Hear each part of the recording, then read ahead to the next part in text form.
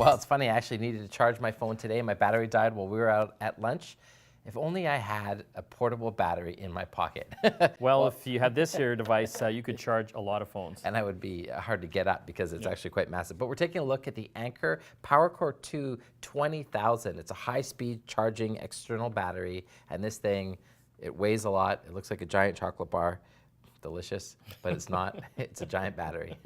Well, you know, I know you say it's big, and it kind of is, but at the same time, I mean, if you were traveling, yeah, it's a little heavy. Yeah. But if you were traveling, you'd want to have something like this here because you're not always around power. This will actually recharge most smartphones 6.5 times, which is amazing. And with the proprietary technology called PowerIQ 2.0, it'll charge them as fast as they're able to be charged. Well, and that's a good point because I've got the OnePlus 5T and it actually accepts fast charge. So because of that, the IQ can see it inside of the phone and it will send it a charge faster than it might otherwise would have.